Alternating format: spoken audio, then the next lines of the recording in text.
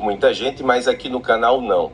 É uma decisão importante sobre improbidade e ela diz respeito ao cancelamento do tema 1096 por parte do STJ. Na verdade, esse tema estava afetado, não foi definitivamente julgado, antes disso foi cancelado. Você pode estar se perguntando, professor, por que um cancelamento de um tema no que diz respeito à jurisprudência do STJ é importante para mim, é importante para os meus estudos, é importante para os meus concursos? Porque você pode, na segunda fase de um concurso da advocacia pública, enfrentar esse tipo de questionamento aqui, ó. Discorra, descreva, fale tudo o que você sabe sobre o dano patrimonial in re ipsa e a nova improbidade. Esse pode ser o enunciado de segunda fase de um concurso da advocacia pública. Você pode ser chamado a fazer um parecer sobre o tema, você pode inclusive responder em algum tópico de uma peça processual sobre dano patrimonial in re ipsa e a nova improbidade. Deixa eu te dizer uma coisa importante a título de estudos para concurso. Eu vou responder esse questionamento no decorrer desse vídeo. Mas se você quiser incorporar esse conhecimento à sua memória de longo prazo e não perder essa informação nem tão cedo para o enfrentamento das suas provas, tem uma dica importante para você. Pause esse vídeo, pegue um lápis, pegue uma folha de papel e tente responder exatamente o questionamento que eu acabei de fazer. Discorra sobre dano patrimonial in re ipsa e a nova improbidade. O esforço intelectual que você vai fazer para responder essa questão é fundamental para que você possa não só compreender o que eu vou dizer aqui, em termos de destrinchar o que decidiu o STJ, bem como para reforçar esse conhecimento na tua memória de longo prazo, fazendo com que essas informações não sejam perdidas nem tão cedo. Então vamos lá. Discorra sobre dano patrimonial in re ipsa e a nova improbidade. Para que a gente possa enfrentar esse questionamento com dignidade intelectual, ou seja, com chances reais de tirar uma boa nota na prova, você primeiro precisa explicar para o seu examinador o que é dano in re ipsa. In re ipsa é uma expressão latina que quer dizer que da própria coisa, ou da coisa em si, proveniente da própria coisa. Significa dizer, em termos práticos, que o dano in re ipsa é aquele dano oriundo da própria existência da coisa, ou do fato, ou do ato praticado. Ou seja, em outras palavras, doutrina e jurisprudência dizem que dano in re ipsa é aquele que não precisa de comprovação. É natural que no direito, aquilo que se alega, por exemplo, em ações judiciais, você tenha que comprovar a existência do que você alegou. O dano in re ipsa, ele não precisa de comprovação. A própria existência do dano já traz em si, pela própria coisa ou proveniente da coisa em si, as características do dano. Muito bem. Se você não entendeu, vai dar para entender exatamente com o que está previsto no artigo 10, inciso 8º da Lei de Improbidade, tanto na redação original quanto na nova redação, a redação dada pela Lei 14.230.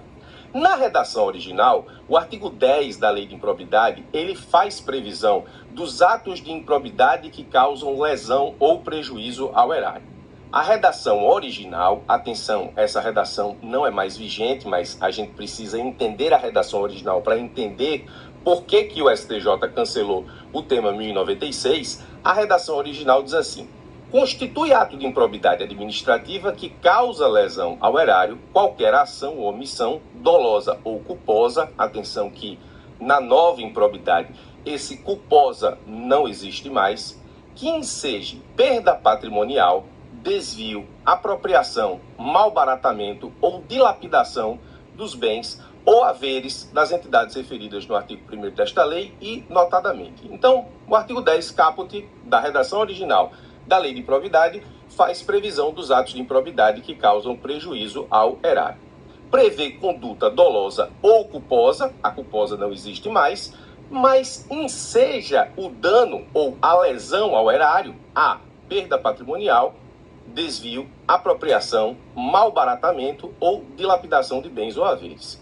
A interpretação prima facie do artigo 10 diz o seguinte: para que eu comprove a existência de um ato de improbidade que causa prejuízo ao erário, eu preciso demonstrar efetivo prejuízo ao erário. Muito bem.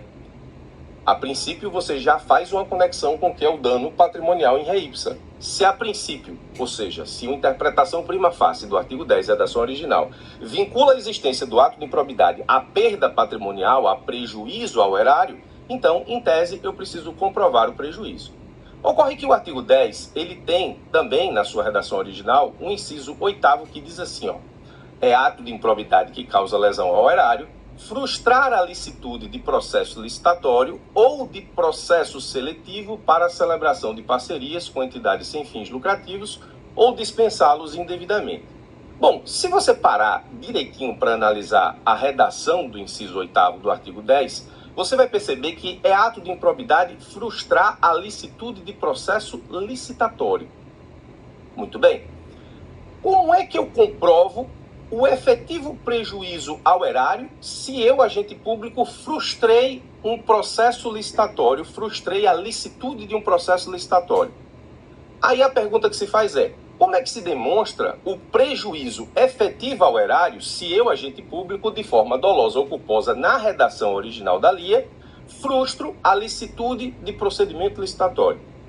Em outras palavras, eu preciso demonstrar perda patrimonial efetiva ou só o fato de atrapalhar ou só o fato de frustrar a licitude da licitação ao atrasar a administração na escolha da melhor proposta já enseja a improbidade, de forma que eu não precise efetivamente demonstrar perda patrimonial. Resolvendo essa questão, o STJ criou o dano patrimonial in re ipsa para o inciso 8º do artigo 10 da LIA. Agora você entende de onde vem efetivamente a ideia do dano patrimonial in re ipsa e improbidade. O STJ disse que se eu frustrar o processo licitatório, se eu frustrar a licitude de um processo licitatório, no momento em que eu for acusado de improbidade nos termos da redação original, o Ministério Público, por exemplo, ou a Fazenda Pública, autora da ação de improbidade, não precisa demonstrar o efetivo prejuízo patrimonial decorrente da frustração da licitude do processo licitatório. O simples fato de atrapalhar a licitação já geraria, pela sua própria natureza in re ipsa, o dano patrimonial para justificar a sua capitulação no artigo 10, inciso 8º da Lei de Improbidade Administrativa.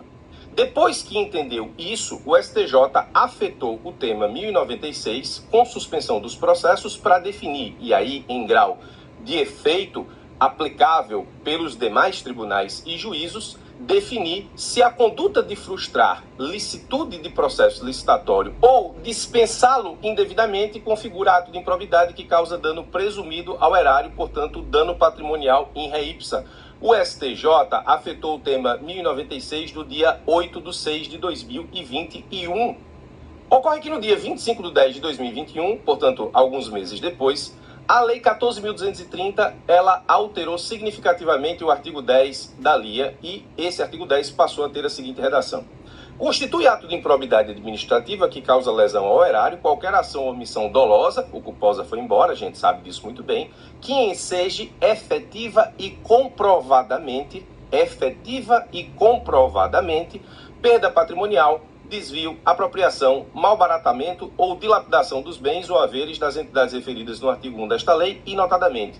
E manteve o inciso 8º com uma redação mais apurada no seguinte sentido: a redação foi alterada, o inciso mantido, mas a redação alterada pela Lei 14.230.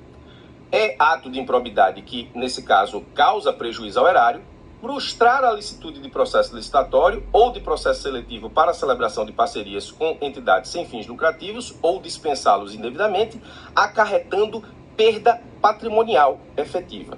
Então, a dúvida que a gente tinha sobre a necessidade premente de comprovar efetivamente a perda patrimonial, o prejuízo patrimonial ao erário, decorrente da aplicação do inciso 8º do artigo 10 da LIA na redação original, e a criação do STJ da ideia de dano patrimonial in re ipsa para o inciso 8 do artigo 10 da LIA foi diretamente afastada pelo legislador da Lei 14.230 no que diz respeito às alterações que promoveu na Lei de Improbidade.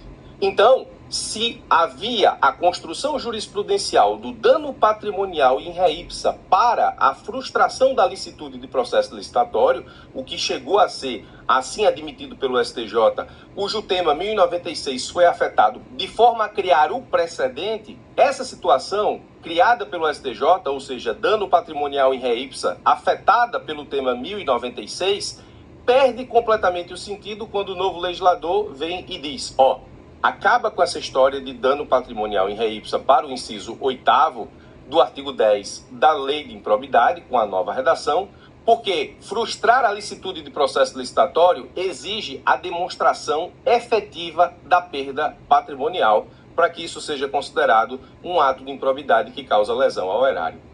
Como a nova redação acabou com a ideia de dano patrimonial in re ipsa para a frustração da licitude de processo licitatório como ato de improbidade que cause prejuízo ao erário, o STJ, nesse caso com decisão muito acertada, no dia 22 de fevereiro de 2024, acolheu questão de ordem proposta pelo ministro Afrânio Vilela e cancelou a afetação do tema 1096, que existia para definir se a conduta de frustrar a licitude de processo licitatório ou dispensá-lo indevidamente configura ato de improbidade que causa dano presumido ao erário, ou seja, dano patrimonial in re ipsa.